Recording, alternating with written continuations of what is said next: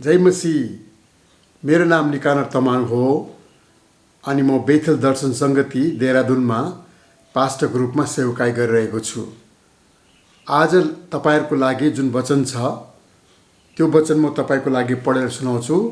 भजन संग्रह 95 त्यसको 1 देखि लिएर 3 पदसम्म।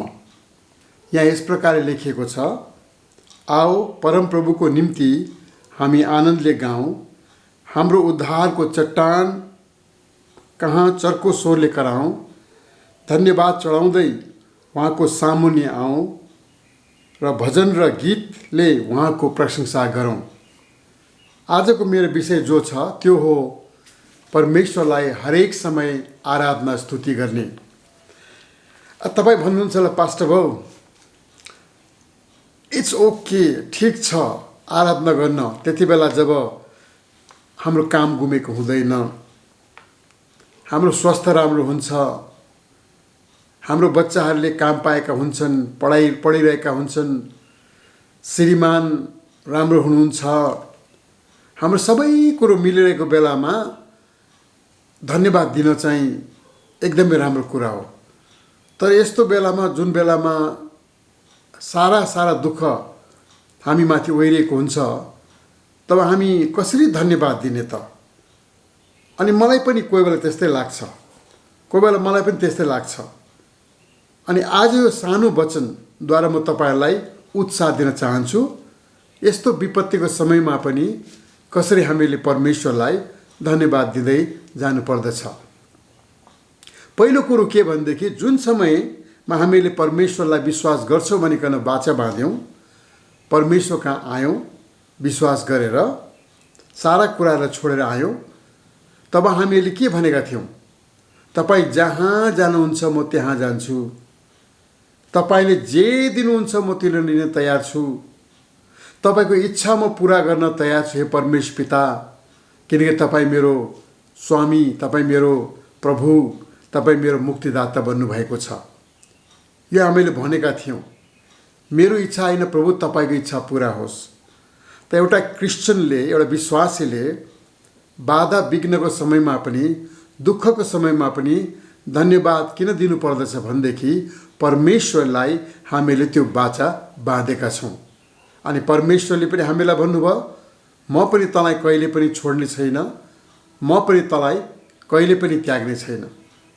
उहाँले यो भन्नु भएन, म तेरो घरमा कहिले पनि बिमारी ल्याउने छैन, मेरो उपस्थिति तेरो घरमा यस्तो प्रकार रहन्छ कि तेरो ढुकुटीमा हर प्रकारको अन्नहरू रहन्छ, तँलाई कुनै कुरो कमी हुँदैन भनिकन उहाँले भन्नु भएन। What he promised was his presence for us every day of the life. दोस्रो कुरो हामीले के विश्वास गर्नुपर्छ भनेदेखि हामीहरूको जीवनमा जब हामीहरू दुःख र तकलिफको समयमा जान्छौँ त्यति बेला हामीले के भन्नुपर्छ भनेदेखि यो मलाई बनाउनको लागि परमेश्वरले लिएर आउनु भएको हो। भजन सङ्ग्रह लेख्ने व्यक्तिले 23 अध्यायमा के भन्नुहुन्छ? यदि म अन्धकारको भ्यालीबाट हैन म त्यहाँबाट गुज्रेर जानु परे तापनि तपाईँ मेरो साथमा हुनुहुन्छ। भनेको मतलब उहाँले के भन्नुहुन्न भनेदेखि मलाई यो खाडीबाट, मलाई रुखो जग्गाबाट, मलाई यो खतरनाक जग्गाहरूबाट तपाईँले बचाउनुहोस् उहाँले भन्नुहुन्न। तर उहाँले भन्नुहुन्छ कि त्यति बेला पनि तपाईँ मेरो साथमा हुनुहुन्छ। अनि हरेक क्रिस्चियन जीवनमा हामीले के याद गर्नुपर्छ भनेदेखि जसरी अरू विश्वासका मानिसहरूले दुःख भोग्छन् हामी पनि त्यसरी नै भोग्छौँ। एक प्रकारले विश्वास गरेको कारणले गर्दाखेरि त हामी अझै पनि बेसी दुःख भोग्छौँ जस्तो लाग्छ मलाई। अनि तपाईँले भोग्नु भएको होला, मैले पनि मेरो विश्वास कारणले केही मात्रामा दुःख भोग्ने मैले अनुभव गरेको छु। यसकारण तपाईँ र हामीले याद गर्नु पर्यो। यसैया भन्छ नि, यदि तिमी पानीबाट गुज्रेर जानु परे तापनि म तिम्रो साथ छु। Again the same thing, I am with you. I am not going to save you from trouble, but I am going to be with you through the trouble. म तिमीलाई दुःख तकलिफबाट बचाउँदिनँ कतिचोटि, तर त्यसबाट जानको लागि म तिमीलाई वादा गर्छु, म तिम्रो साथमा रहन्छु। त्यसो कुरो हामीले के याद गर्नुपर्छ भनेदेखि अङ्ग्रेजी भन्छन् we live in a broken world, we live in a fallen world. यो कुरो राम्रो सुन्नुहोस् है। हामी त्यो संसारमा छौँ जो संसार चाहिँ टुटेको छ, फुटेको छ। अनि जति नै हामीले कोसिस गरे तापनि त्यो संसारमा हामी रहिरहेका छौँ। हामी जिउनु पर्छ, हामी खान पर्छ, हामीले पढाइ गर्नुपर्छ, हामीले व्यवसाय गर्नुपर्छ। तर यति मात्र फरक हो कि परमेश्वरले हाम्रो जीवनलाई बनाउनु भएको छ। The world is broken but God has made us a new. संसार तोडिएको छ, टुटेको छ, तर परमेश्वरले हामीलाई नयाँ बनाउनु भएको छ। यदि हामीले यो कुरो जान्दछौँ भने हामी बडो होशियार भइकन हिँड्दछौँ। परमेश्वरले हामीलाई भन्नु भएन जब तिमीहरू यो संसारमा हुन्छौ म तिमीहरूलाई यस्तो आशिष दिन्छु कि तिमीहरूको बाटो पनि चिल्लो हुन्छ, तिमीहरू आँखा चिम गरेर नहेरिकन हिँड्न सक्छौ, कुनै प्रकार खतरा आउँदैन। उहाँले भन्नु भएन। उहाँले भन्नुभयो कि तिमीहरू संसारका हौ, संसारमा हौ, छौ तिमीहरू, तर तिमीहरू संसारका होइनौ। अनि हामीहरूले यो कुरो जान्नुपर्छ। हर प्रकारको रोग, हर प्रकारको त्रास, हर प्रकारको घटी कमी हामीले सहन गर्नुपर्छ। किनकि परमेश्वरले भन्नुभएको छ फेरि तिमीहरूले धन्यवाद किन दिनुपर्छ, किनकि म तिम्रो साथमा छु। हिजो नै मैले न्युजमा पढ्दै थिएँ अनि टेलिभिजनमा पनि मैले हेरेँ। अचानक लेबनोनमा एउटा भयङ्कर विस्फोटन भयो, सैकडौँ मानिसहरू मरे, 2 लाखभन्दा बेसी मानिसहरू एकै दिनमा, एकै क्षणमा बेघर भए। यो पनि एउटा ब्रोकन वर्ल्डको नमुना हो, यो टुटेको संसारको नमुना हो। केही दिन अगाडि मैले एउटा मुभी हेरिरहेको थिएँ। त्यो मुभीमा के देखाएको थियो भनेदेखि पहिलो युद्धमा झन्डै 10 लाख ब्रिटिस सोल्जर्सहरू मारिएका थिए। जर्मनीहरू कति मरे, अरू देशका मान्छेहरू कति मरे, त्यसको त गन्ती नै छैन। अनि मर्नेका सङ्ख्या त्यति मात्र होइन, तर उनीहरूमध्ये कतिजना त 16-17 वर्ष पढेका उमेरका ठिटाहरू थिए। यो ब्रोकन वर्ल्ड हो। यीशु मसीह पनि यही दुनियाँमा आउनुभयो। यीशु मसीहले दुनियाँलाई बदली गर्नु भएन, तर विश्वासीलाई बदली गर्नुभयो ताकि उनीहरूले साहस पाओस्, शक्ति पाओस्, सामर्थ पाओस् अनि अगाडि बढ्न सकोस्। कतिचोटि हामीहरूलाई भनेको छ कि हामी हरचोटि आनन्द गर्नुपर्छ। अनि यहाँ भजन सङ्ग्रह लेख्ने मान्छेले भन्नुहुन्छ कि हामीहरू धन्यवाद चढाउनुपर्छ, कराउनुपर्छ, चिच्याउनुपर्छ। लेख्ने मान्छे को दाउदको जीवनमा सबै कुरो राम्रो भयो त? दाउदको पुरा कहानी तपाईँले सुन्नुभयो भनेदेखि तपाईँ छक्क पर्नुहुन्छ।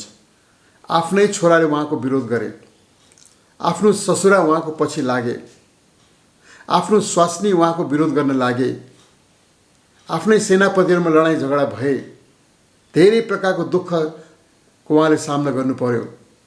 अनि उहाँ कराउनु पनि भयो, चिच्याउनु पनि भयो, शिकायत पनि गर्नुभयो, गुनासो पनि गर्नुभयो, परमेश्वरलाई प्रश्न पनि गर्नुभयो। तर हामी एउटा कुरो के देख्छौँ बारम्बार भनेदेखि परमेश्वरलाई उहाँले सधैँ नै धन्यवाद दिनुभयो। एउटा कुरो तपाईँ र हामीले के याद गर्नुपर्छ भनेदेखि इट्स ओके टु क्राई। रुन मन छ भनेदेखि रुनुहोस्। किनभनेदेखि कतिचोटि हामीहरू प्रिटेन्ड गर्छौँ, हामी एक प्रकारले नक्कल गर्छौँ। मलाई त केही पनि भएको छैन, म त विश्वासी नि, विश्वासी भएर त म त सधैँ धन्यवाद दिन्छु, म त कहाँ रुन्छु त, म त रुँदिनँ। अनि हामीको मन चाहिँ भक्कानोले फुटिरहेको छ, हाम्रो आँखाबाट आँसु डिलमा छ, तर पनि हामी भन्छौँ आम okay please please please.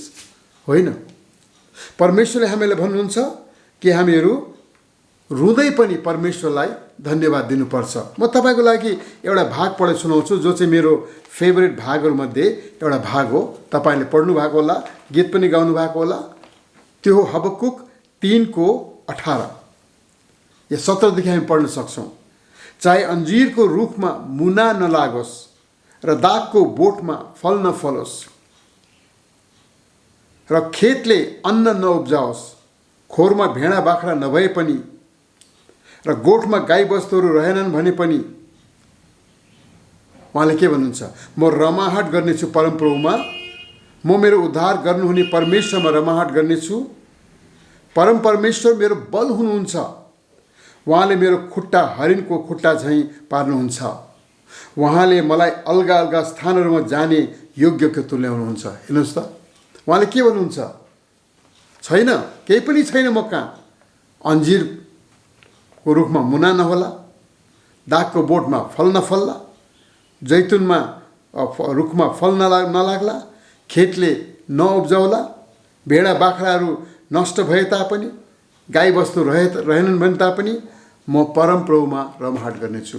I will rejoice in the lord. म परमप्रभुमा रमाहट गर्नेछु।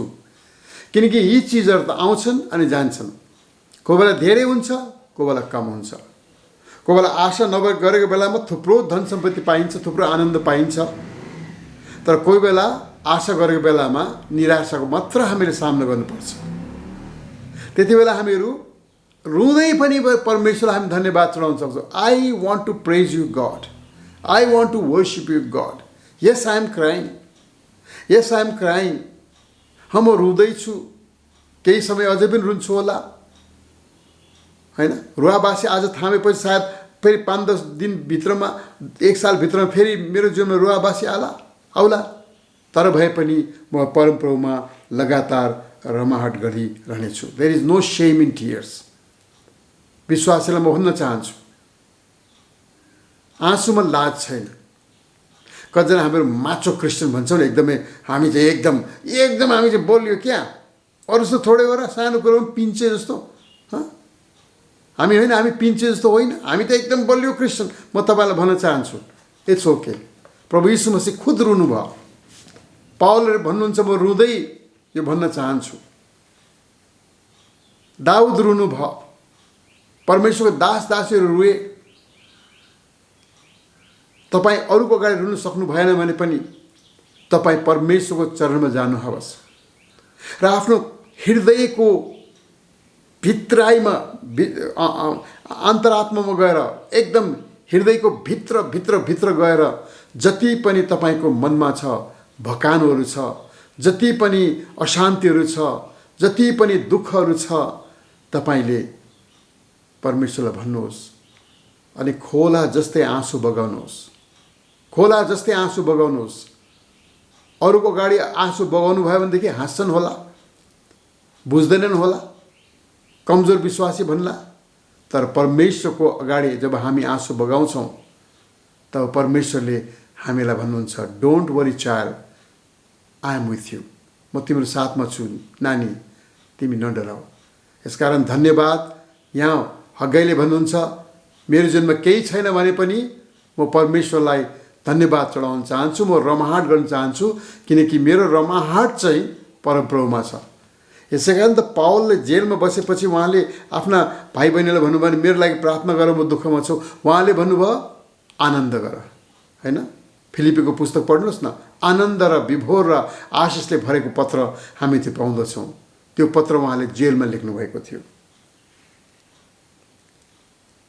अर्को कुरा हामी के सिक्न सक्छौँ भनेदेखि, जब हामी विश्वासी जीवन जिउँछौँ तब हाम्रो जीवनमा धेरै खुसी र आनन्द पनि आउँछ। परमेश्वरले मिरेकल गर्नुहुन्छ, चङ्गाई गर्नुहुन्छ, आशिष लिएर आशिषको भल हाम्रो जीवनमा बग्दछ। हामी एकदम खुसी हुन्छौँ, परमेश्वरलाई धन्यवाद चढाउँछौँ, होइन। हामी कति चर्चमा के भन्छौँ, आशिष बाँड्ने को छ, अनि हामी भन्छौँ, ओहो मेरो छोरा चाहिँ बिग्रेको थियो, ठिक भयो, मैले यो सोचेको थिएँ मैले पाएँ, मेरो खेतमा उब्जनी भयो, मैले नोकरी पाएँ। यो ठिक कुरा हो, परमेश्वरले गर्नुहुन्छ। तर परमेश्वरले गर्नु भएन भने के गर्नुहुन्छ, रुनुहुन्छ कि रमाहट गर्नुहुन्छ? यो कुरा हामीले सोच्नुपर्ने कुरा हो।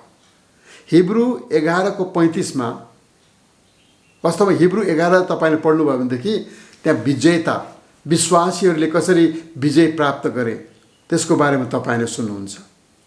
कस्ता कस्ता कामहरू गरे तपाईँ एकचोटि पढ्नुहोस् त, तपाईँको मुटु नै उम्लेर आउँदछ। एकदम खुसी हुनुहुन्छ विश्वास गरेपछि कस्तो कस्तो कामहरू परमेश्वरको जनहरूले गरे। तर 35 पदमा एउटा अचम्मको कुरा के छ भनेदेखि 35 पदमा यहाँ लेखेको छ, स्त्रीहरूले आफ्ना मरेकाहरूलाई पुनरुत्थानद्वारा जीवित पाए। कति होइन, कति ठुलो काम परमेश्वरले गरे। अरूहरूले मृत्युको पछि अझ उत्तम जीवन प्राप्त गर्नलाई छुटकारा इन्कार गरेर बरु शास्ति भोगे। त्यही विश्वास गर्ने मान्छेहरू है। भनाइको मतलब हिब्रूको लेखकले भन्नुहुन्छ कि भयङ्कर भयङ्कर मिरेकल्स परमेश्वरले गर्नुभयो, चमत्कारको काम गर्नुभयो, असम्भवलाई सम्भव बनाउनु भयो। तर त्यही सन्तहरूको बिचमा यस्ता मानिसहरू थिए जुनहरूले शास्ति भोगे। यहाँ पढ्नुहोस् न, शास्ति भोगे।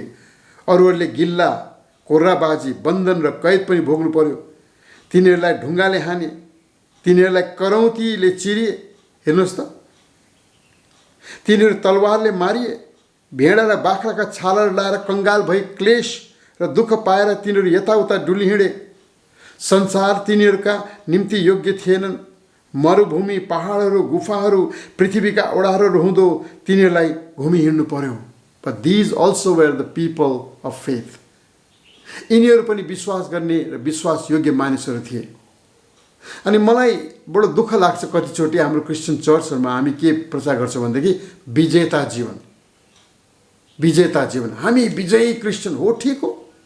हामीले विजयी जीवन जिउनुपर्छ, ठिक हो। परमेश्वरले हामीलाई सबै कुरो दिनुहुन्छ, त्यो पनि ठिक हो।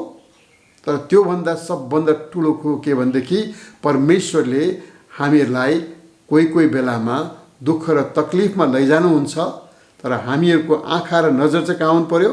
यही अध्यायमा लेखेको छ, त्यो सहरमा जसको आर्किटेक्ट र बिल्डर इज गड, जसलाई बनाउनेवाला, रच्नेवाला र बनाउनेवाला हाम्रो परमेश्वर हुनुहुन्छ।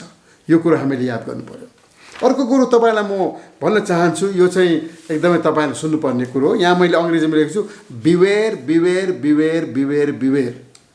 होसियार रहो, होसियार रहो, होसियार रहो, होसियार रहो।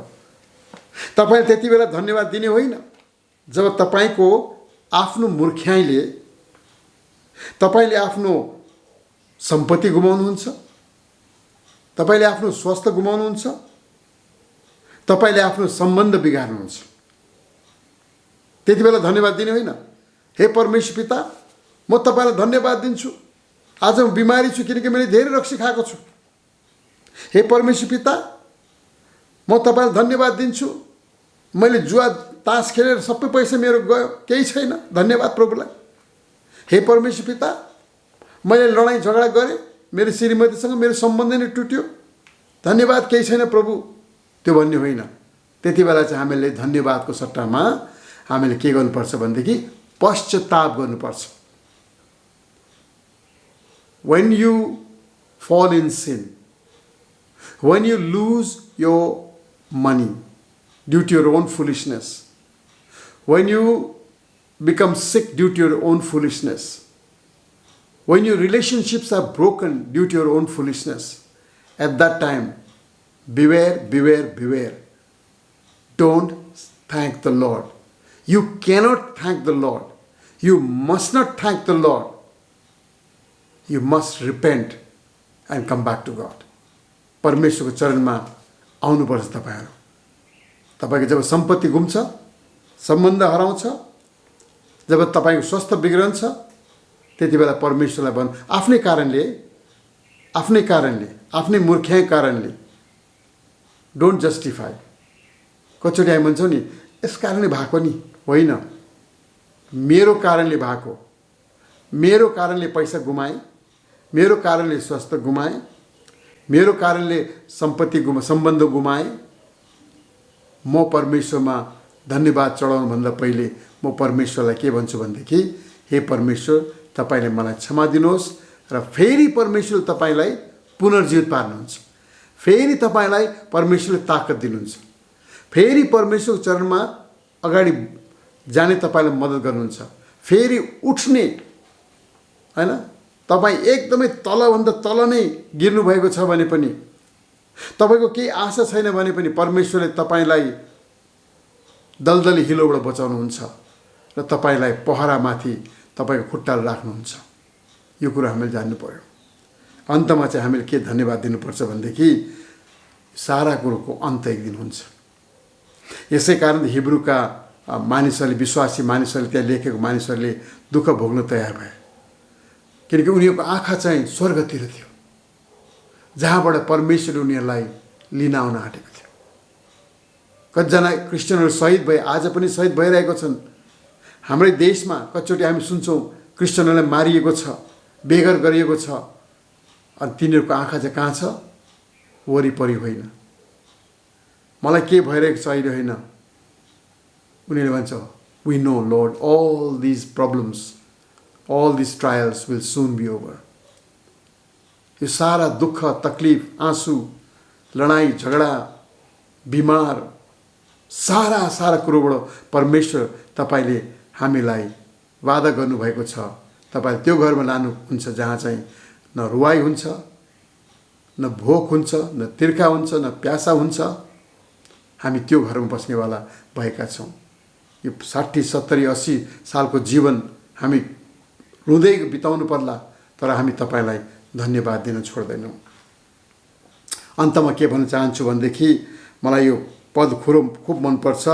तपाईँलाई ती पदहरू म पढेर सुनाउन चाहन्छु, किनकि यो एकदमै राम्रो पदहरूमध्ये एउटा पद तपाईँले पढ्नु पनि भएको होला, अनि अलिकति प्रचार पनि सुन्नुभएको होला, अनि बेला बेलामा तपाईँले आफूले चलाउनु भएको होला। भजन सङ्ग्रह 30:5 लेखेको छ, किनकि उहाँको क्रोध क्षणभरिको मात्र हुन्छ, तर उहाँको निगाह आजन्म रहन्छ। हेर्नुहोस् है, आँसु रातभरि मात्र रहन्छ, या आँसु रातभरि मात्र बग्छ, तर बिहान आनन्द आउँछ। कति राम्रो छैन? अहिले हामी कस्तो स्थितिमा छौँ? रातको स्थितिमा छौँ। उहाँले फेरि भन्नुहुन्छ, तपाईँले मेरो विलापलाई नाचमा परिवर्तन गर्नुभयो, तपाईँले मेरो भाङ्राको वस्त्र फुकालेर आनन्द पहिराइदिनु भयो। कति ठुलो कुरो होइन? धेरै धेरै बिहान हुन्छन्, त्यसको अँध्यारो, त्यसको रात हुन्छ। तर म तपाईँलाई के भन्न चाहन्छु भनेदेखि, there will come a time when there will be morning and there will be no night in your life. तपाईको जीवनमा एक यस्तो शुभ बिहान आउनेछ जुन बिहानको अन्त हुने छैन, जुन बिहान नै रहनेछ, आशिषमय जीवन नै रहनेछ। त्यसको लागि तपाईले मृत्यु पारीको इन्तजार गर्नु पर्ला। तर तपाईले भन्नुहोस्, म परमेश्वरलाई धन्यवाद दिन चाहन्छु। दाउदले के भन्नुहुन्छ? मलाई नाचमा, मेरो विलापलाई तपाईँले खुसी र नाचमा परिवर्तन गरिदिनु भएको छ। अनि आज जुन भाइ बहिनीले यो भिडियो सुनिरहनु भएको छ, तपाईँको स्थिति के छ थाहा छैन। हाम्रो घरमा सबै कुरो अहिले राम्रो चलिरहेको छ। हाम्रो घरमा सबै कुरो सधैँ नै राम्रो चलिरहेको थिएन। आउँदो दिनमा अरू समस्याहरू आउनेछन्, तर हामी परमेश्वरमा रमाहाट गर्नेछौँ, किनकि हामीले स्थितिमा, सामानमा, सम्बन्धमा, सम्पत्तिमा, सुस्वास्थ्यमा हामीले रमाहाट खोज्यौँ भनेदेखि हामी निराश हुन्छौँ। म पनि निराश भएको छु, तपाईँ पनि निराश हुनुहुन्छ। तर यदि हामी परमेश्वरमा भरोसा गर्दै अगाडि बढ्दै जाँदैछौँ भनेदेखि हामी परमेश्वरलाई भन्छौँ, बिहान उठ्ने बित्तिकै भनेदेखि I am going to rejoice. This is the day that the Lord has made. We will rejoice and be glad in it. कस्तो दिन आउँछ थाहा छैन। आज यति यो जब रेकर्ड गरेको छु 6:30 बजेको छ। दिनभरि मैले काम गर्नु परेको छ। कस्तो दिन आउला मलाई थाहा छैन, के होला मलाई थाहा छैन। तर म के भन्छु भनेदेखि आजको दिन प्रभुले सृजनु भएको हो। म उहाँमा आनन्द गर्नेछु, उहाँमा रमाट गर्नेछु। रुनुहुन्छ भने रुनुहोस्, मैले अघि भनिहालेँ। परमेश्वरलाई गुनासो पोख्न चाहनुहुन्छ भने पोख्नुहोस्, तर धन्यवाद दिन नछोड्नुहोस्। प्रभुले तपाईँ सबैलाई नै आशिष दिनुहोस्। मेरो वचनलाई तपाईँले मन पराउनु भएको छ भने तपाईँले कृपया यसलाई मन पराइदिनुहोस् र अरूहरूलाई तपाईँले बाँडिदिनुहोस्। जय मसीह, परमेश्वर तपाईँलाई आशिष देऊन्। आमेन।